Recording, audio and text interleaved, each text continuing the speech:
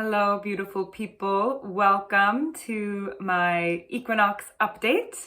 I'm going to be sharing some messages that my guides, the Kontomblé, have guided me to speak on. And then at the end of my share, I'm going to be sharing a divination with the Kontomblé. And so if you're new to me, new to my work, new to Sings with Trees and the Kontomblé, let me introduce myself. My name is Aislinn Kerckhaert. I'm a healer, an artist, a poet, a Kontomblé voice diviner, and I bring through messages from the little people. The Kontomblé are the little people from the Dagara Tribe in West Africa, and this lineage was brought to the West by Elder Malidome Somé, who I love to acknowledge every time I introduce the lineage. Also, I help facilitate rituals, earth-based rituals for ordinary skilled individuals, and I also mentor women on their spiritual journeys to becoming bridges, seers, and those who walk and weave with the other world.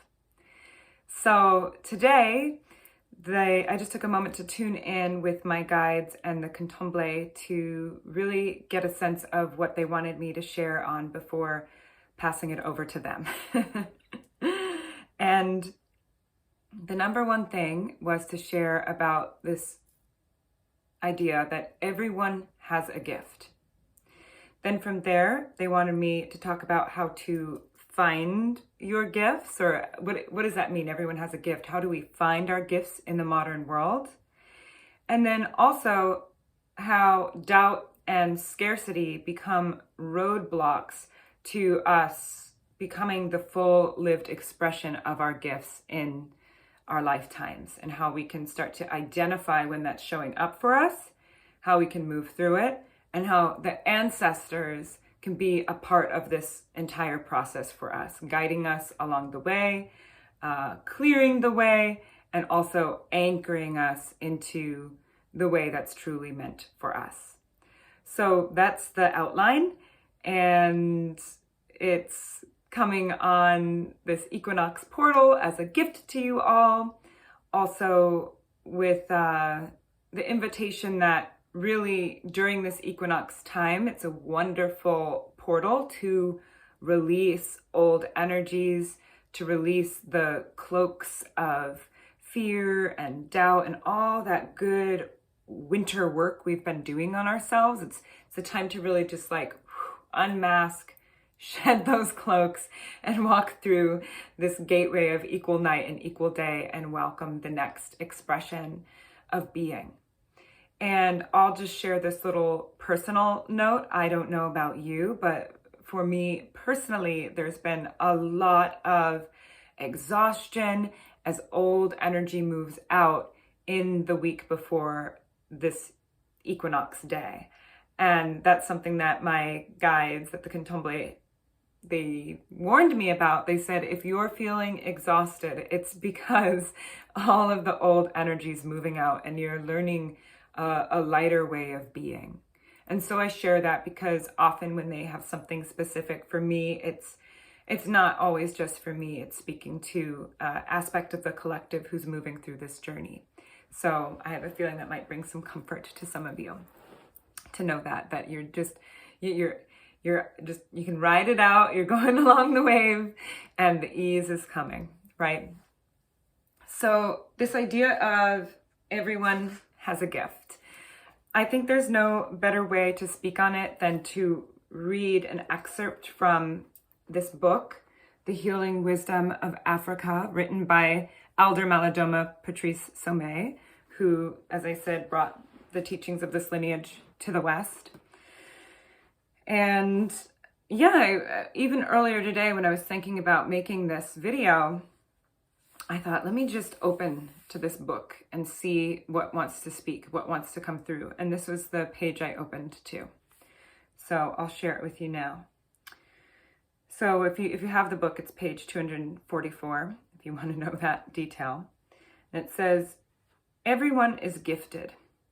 This means that everyone has something to give. A person who does not feel gifted is lost in a pit of oblivion and confusion. Sometimes we are the last people to recognize our own gifts. When they are shown to us by a group of people, they carry a different and larger meaning, and we feel acknowledged and recognized, which increases our sense of belonging.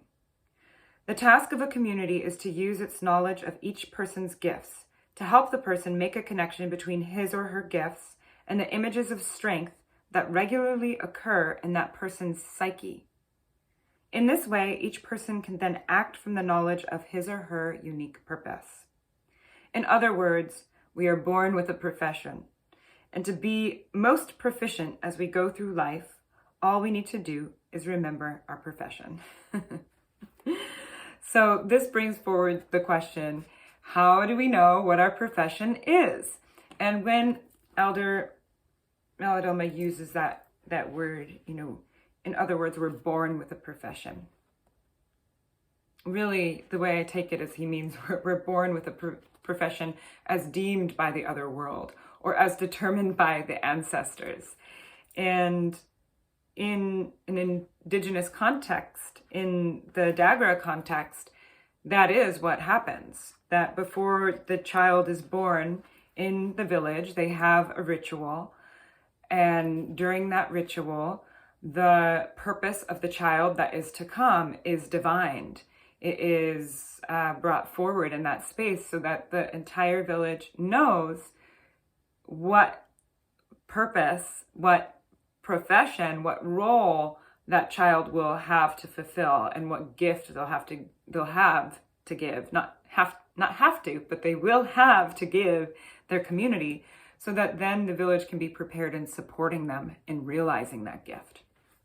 And in the Western world, we often don't have that. We have the absence of that or the opposite of that.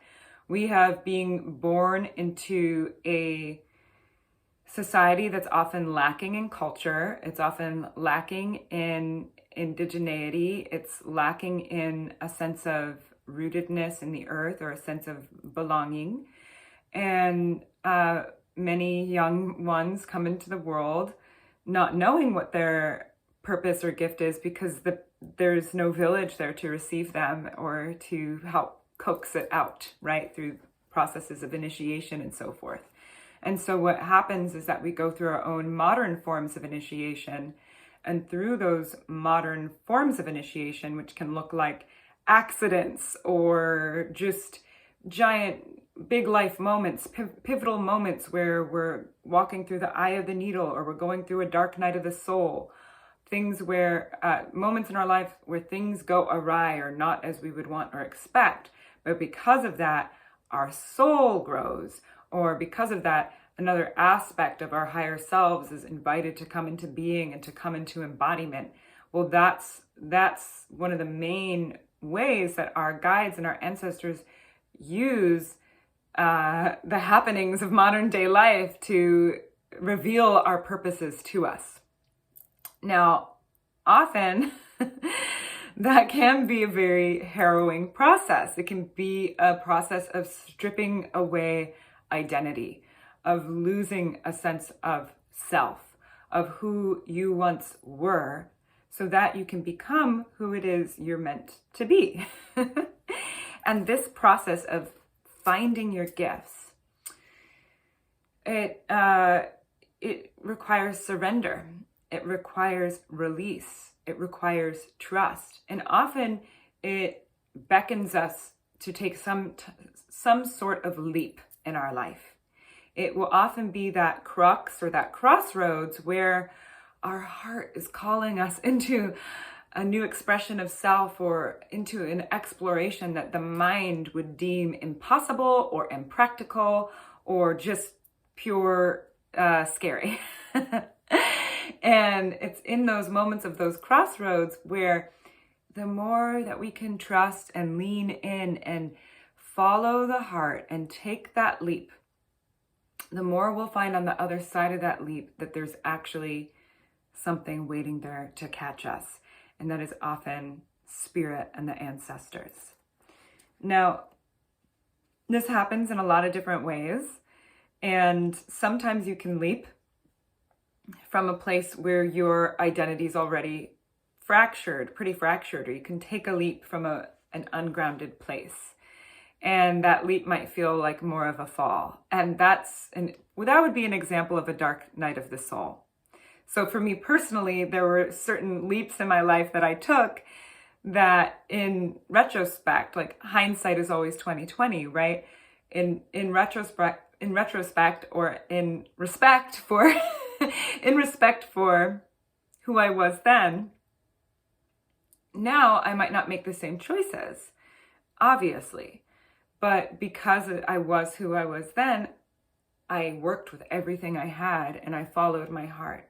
And maybe there were risks that were taken, but if I didn't take those risks, I wouldn't be where I am today.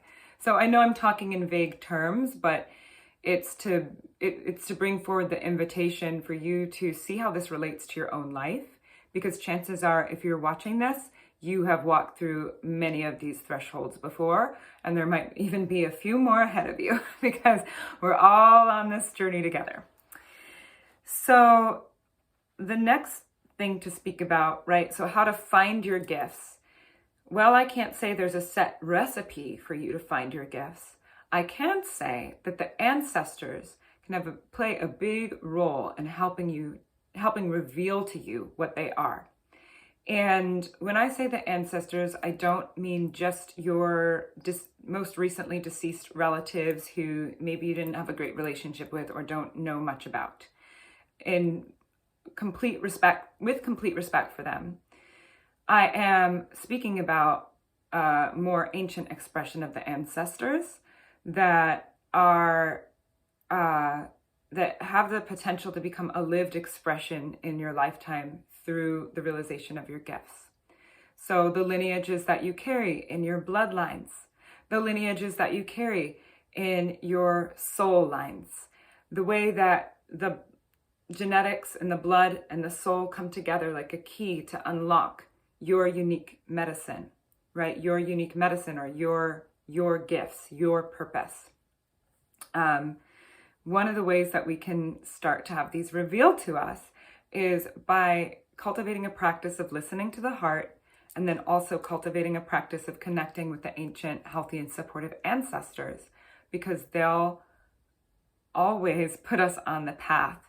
And even when we aren't talking to them consciously, even when we don't think we have a relationship to them, they're still there guiding the way, as are our otherworldly allies and supporters.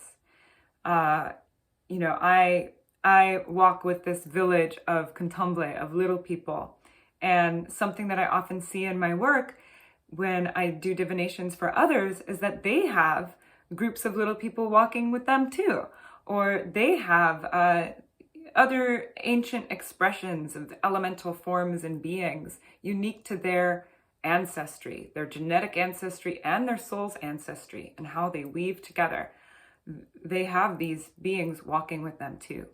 And so part of how we begin to allow this to be revealed to us is through tending to them, tending to the relationships, through offering, through ritual, through listening, through prayer, through even the making of art and creation. So being in that creative space, whatever that means to you, is a part of allowing your gifts to be revealed to you. So starting there. And doubt and scarcity, while two different things, they can very much feed each other, and they often become roadblocks to us making that complete surrender to the trajectory or the path or the way laid before us. And it's normal. It's normal in modern times to have to interface with this because it's frequential. The frequency of doubt and the frequency of scarcity both are embedded in the structures of the dying paradigm that is on its way out. So many of us were raised within these institutionalized structures of the old paradigm.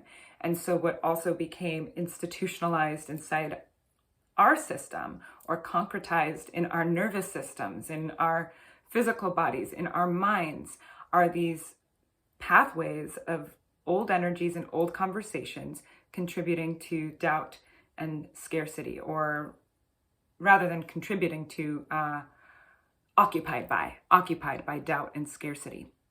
And often living inside those sort of stairways of conversation, or those apartments in your mind, or the scaffolding of the scaffolding of thought systems, often living inside those places are our untransitioned ancestors, or wounds that they harbored that were genetically passed down, that are living in our nervous system, that now become almost like an open door for just other energies that are not necessarily benevolent or helpful or expansive to come in and start hanging out in, right? And so I say that not to create fear, but just to bring awareness that this is how these systems work, right? There's multiple layers to it, whether it is an untransitioned ancestor hanging out, contributing to that conversation of, oh, I can't, or I don't have, or yada, yada, yada, fill in the blank. Like, whether it's that, or it's the wound pathway now being occupied by some other energy that is looking for a home because it's on its way out in this current expression of reality as we evolve and as more consciousness comes into the planet. It's important to know that those are the possibilities, and that the better we get at discerning when those energies are coming up for us, and then just acknowledging it, taking a moment to say, oh, this is happening, right? That's the most important step, because once we acknowledge, hey, this is like a doubt energy, or whoa, this is a limiting belief, or this is like some scarcity here, I'm feeling it in my nervous system. We acknowledge it, take the step back, and then we can start to ask, okay, who does this belong to? Or what is this really? And that's where we can start to pick it apart and change the pathway. Now, by changing the pathway and changing the pattern, we, again, open to trust, and we strengthen the pathways of the heart and strengthen the pathways of surrender. And so the ancestors can guide us through this process as well, through the art of ritual and through the art of making an offering. So say that you create a small shrine to your ancestors in your home, where perhaps you have some photos of some loved ones who have passed, and you make a simple offering to them every day. And it can be something as like one thing I've been doing lately is I serve my ancestors every morning a cup of coffee or tea. and I just take a moment to check in with them and say, hey, this is what's going on today. I know you're going to be there with me. Help guide me through this so that I don't miss the things that I need to be aware of and be present to. So I don't miss what my heart is trying to guide me into by getting lost in the stories of the mind. So that's just an example of how the ancestors can help to guide us through this, through the process of tending relationship. So this, as I mentioned earlier, equinox is a wonderful time to step through this doorway of releasing the doubt, releasing the scarcity. Often the scarcity is very ancestral, and the scarcity itself is, I want to say, it's perpetuated by the systems of old, the institutionalized systems that house these old energies that are ready to make their journey home. And so knowing that, you can start to be one who tends to them on multiple levels, and that's part of the way that the gifts are revealed. Maybe your gift is to, by interfacing with your limiting belief, find a way unique to you that you can move through it. And by doing it, now you're someone who can help others. So that's just an example, right? And of course, there's infinite possibilities when it comes to that.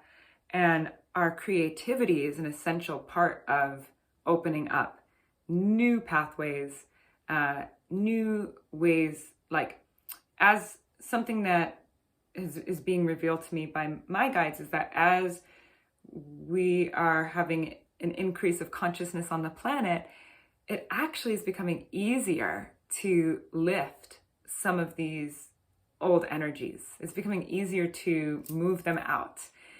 While we're in the process of it moving out, it might not feel easy. It might feel really intense and like dense and heavy. But if we really surrender to it and allow it to move out, rather than fight it or try to push ourselves through it, or, you know, like try to make yourself work and push yourself when really you just need to rest and let it move out, it lifts a lot more easily. So I think that's about it. Now's a good time to transition to the message from the Kontomblé. And something that they wanted me to share about this divination in particular is that it's let me see what they had me jot down here. So this divination that they brought through yesterday it's a message featuring oracular teachings, or teachings about the path of the oracle, the path of the channel, the path of the bridge. And it's a part of a series of divinations that they've been bringing through me in the past month, the past month or so, a couple from a year ago, that are going to be featured and debuted in my current offering, I Call You Home, the Ancestor Course. And in this offering, I Call You Home, the Ancestor Course, we have 6 live calls. We have 4 modules of video teachings, each one featuring an hour's worth of video content. I'm just sharing a little bit about the course if you haven't heard about it. And we'll also have a group Telegram chat where we can share in between the calls to kind of do some Q&A and some more connecting over this journey that we're going on of rewilding the ancient heart of the feminine and regenerating our ancient ancestral medicines. And there's also this seed of intention of really working with the ancestors to establish our foundation for the pathway of the oracle and the seer. And so that's why they're bringing through these divinations that will be included as a supplement to the course, or kind of like an extra bonus gift of 3 or 4 divinations that are specifically going into the path of the oracle. And yeah, there's no better way to say it than just teachings around, teachings from the Kontomblé about what that is. And so the divination I'm sharing in this video today is one of those. And they wanted me to make it available to you all on YouTube so that you could get a sense and a taste of really the depths to which we'll be going together on this journey. And so if you are new to the Kontomblé and you haven't heard a divination before, just a few things in preparation. It can be really nice to prepare some offerings for them. The process of a divination is very reciprocal energetically, and so making offerings of honey or making offerings of, I don't know why I just thought of a donut, but if you have a donut, it was for you. But sweets and cakes and just delicious things, or nuts and seeds, or a little cup of spirits. And if none of that is available to you, I always say even just a bowl of water with a prayer or a pinch of an ancestral herb. All of these things that you can offer a hair, which might be the most precious of all to you. So taking a moment to just pause the video, set out your offerings, make sure you're in a clear and grounded place where you're not driving, you're not around a bunch of people, and you can really just receive the messages and let them sink in. And after listening, you might want to allow some space for integration too, with either a walk in nature, or I always like to recommend some time in water, like a shower or the bath. So I think that's about all for now. Thank you so much for journeying with me, for making it this far, and I hope you enjoy the message from the Kontomblé. And yes, and I'd love to invite you to I Call You Home, the Ancestor course, which is currently enrolling. We have 2 more weeks until the opening ceremony, which begins April 2nd. And I'm sending you all so much love. Thank you.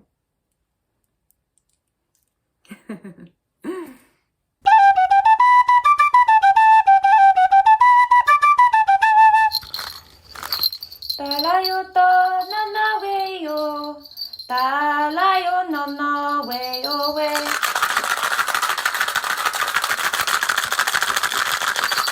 Talayo to nanaweyo weyo weyo weyo, talayo nanaweyo weyo. Talayo nanaweyo reya ya na weyo weyo we.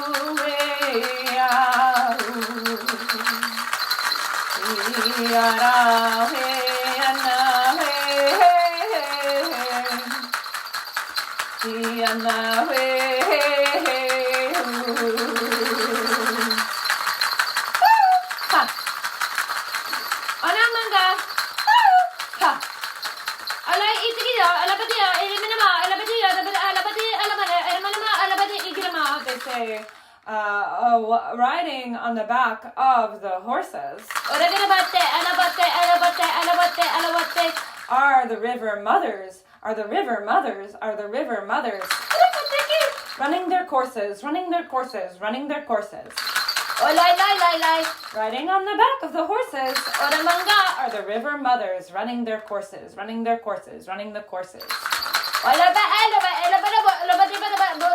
And they say, if you trace the courses of the rivers that run through your ancestral lands, you'll learn, you'll see, you'll learn. You'll yearn to read the map of blood in your hands.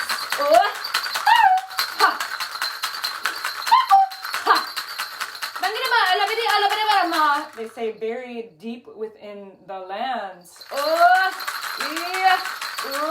that birthed your ancient ancestries. Their lies. An ancient key. Burrowed and buried in your hand. They say, what does it mean to be the stone in the land's hand? What does it mean to hold a key in your hand? Well, of course they're talking about the blood. The blood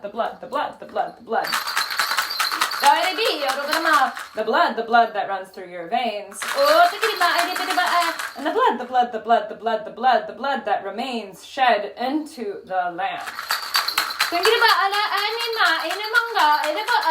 So they're talking about something very specific here, a specific form of alchemy. A specific form of alchemy. It requires the unlocking of the key. That is the blood that lives within your hand. They say when you unlock the key from your hand, you become the stone in the land's hand. Siu, Bayu, Boe, Aramanga, Ha. And so they show the cairn of the Kaliak. They show these equinox portals all over the earth. These equinox portals all over the earth. The stone circles. The fairy mounds.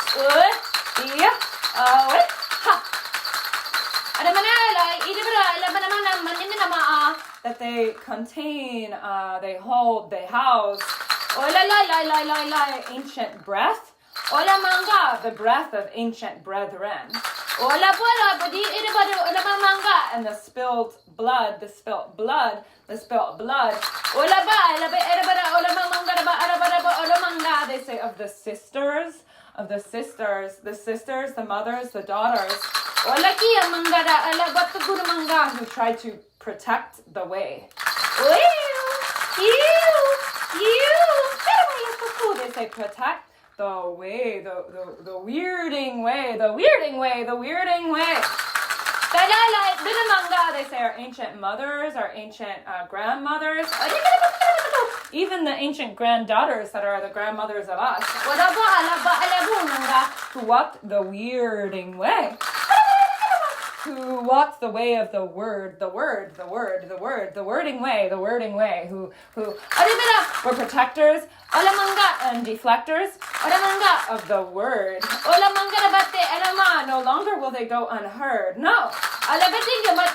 Their voices are climbing up and echoing out of the belly of the cairn. The belly of the well. Or they say the belly of the bell, the belly of the bell, the belly of the bell. They say the throat and the well, they are directly interrelated. The throat and the well, they're directly interrelated. The throat and the well, they cannot be decimated any longer. No. And so they say the ancient wells of Glastonbury, the ancient wells of Avalon, they seek to be remembered through the prayers that travel on through the ancient grandmothers of the island of Ireland, the island of Ériu, the island of Ire.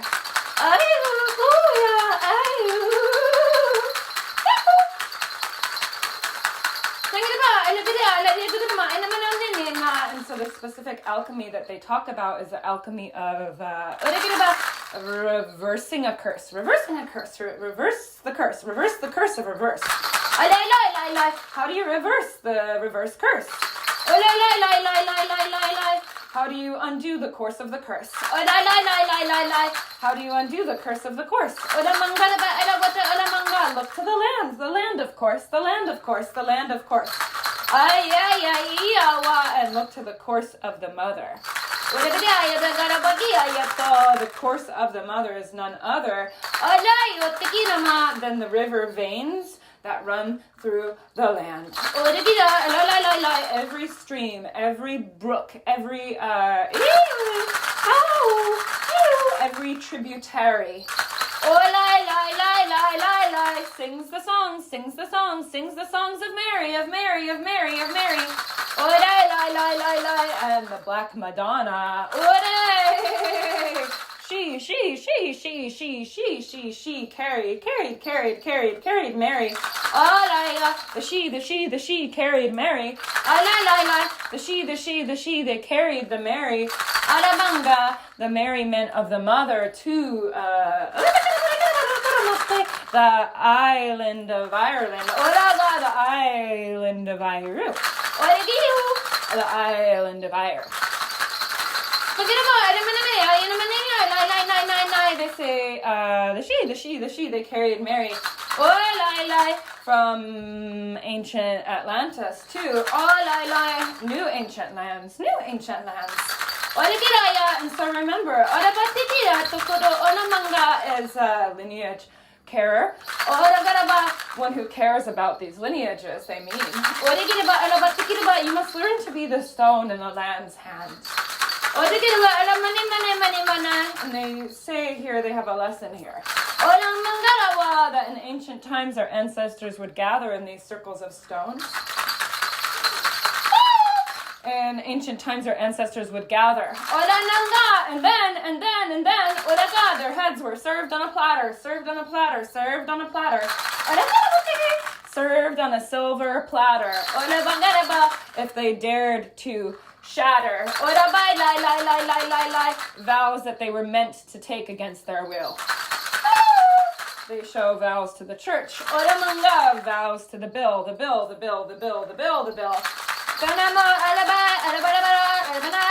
They say the bill of the extraction of and the invalidation of and the incrimination of human dignity, human rights.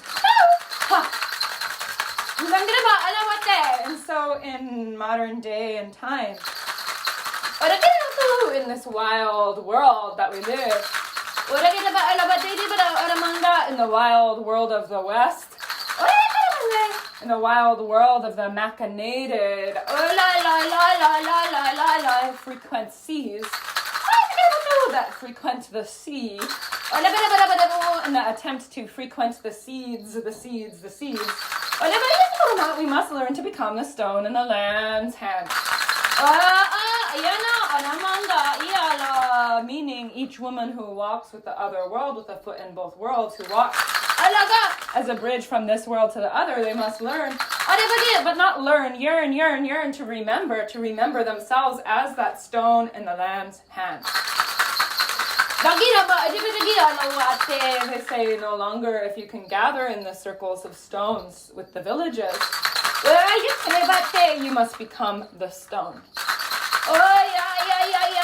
You must become the node that the frequencies frequent through.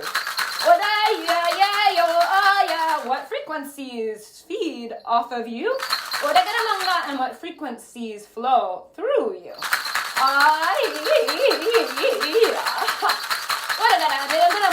And so they bring forward this invitation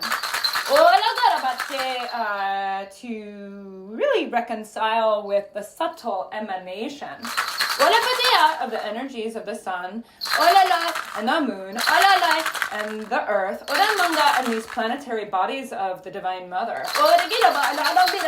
Because when we expand out to the side, to this expanse of the universe, to the size of the universe, the planetary bodies around Mother Earth, they are all ligaments of the Mother. They're ligaments of the Mother coming back into form. And so, long ago, before you were born, you traveled through these planetary bodies to find your way to come back into form. Here at Mother Earth, who is the heart, and the womb of the Mother. And so in this day and age, we must learn to turn the page on the ancient trials and tribulations, on the ancient injustices, on the ancient blood that was shed in defense of the Mother. And on behalf of the other. And so they call forward the stewardesses of the heart, the ancestresses of this ancient art, of becoming a node, a node dwelling on the vocal cords of the Mother. For if you are a bridge, you become the vocal cords of the Mother. And this is what it means to become a stone in the land's hand. it means that the frequencies travel through you. And they're the ones that are meant for you. As deemed, as discerned, as yearned by the womb and the heart, the womb and the heart, the womb and the heart and the earth. Because only when we are anchored, they say, for only when we are anchored into the earth, will the womb, heart, and crown align with the time. That is the timeline Mother Earth breathes into being.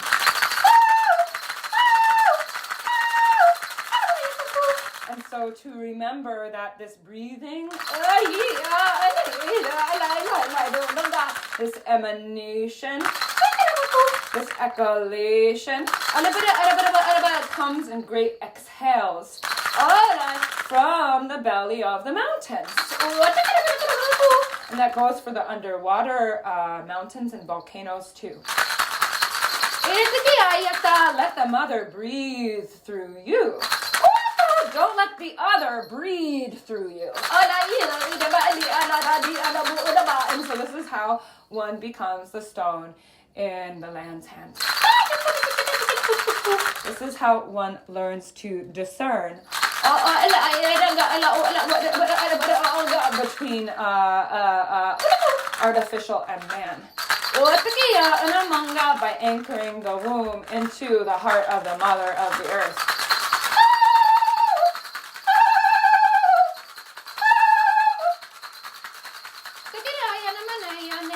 And so their lesson is complete. Their lesson is complete. Their lesson is to complete everything that would compete in you. Everything that would compete in you is ready for completion. It's time to let that chapter end, that door close. On the other side of this paradigmless world, as in on the other side of the doors of the paradigm we've just closed, lies a realm free of competition.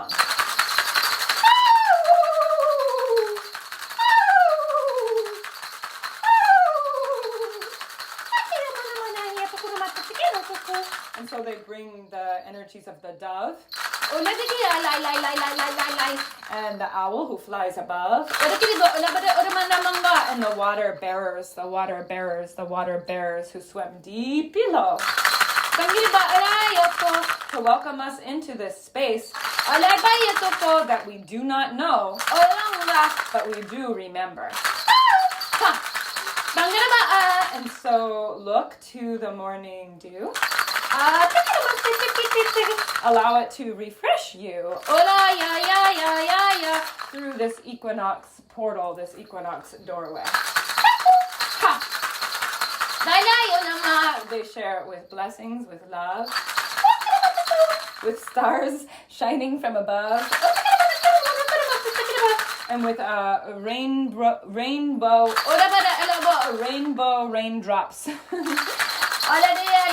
Rainbow raindrops dropping from above. What is it that's raining upon you, raining upon you, raining upon you? Well, it better just be the free waters of the mother. And so allow your tears to flow freely on behalf of any parts of you that feel locked up, holed up, housed up. On behalf of any parts of you that feel enslaved to yourself. Set those beings free. They're no longer of your pristine earth frequency.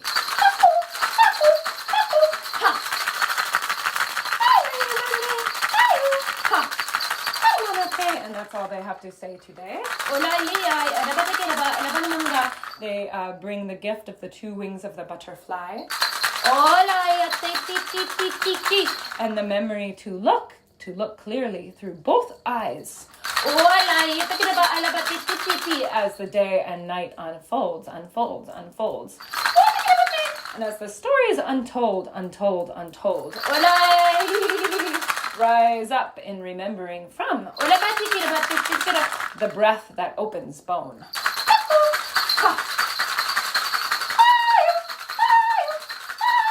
And so you are the stone.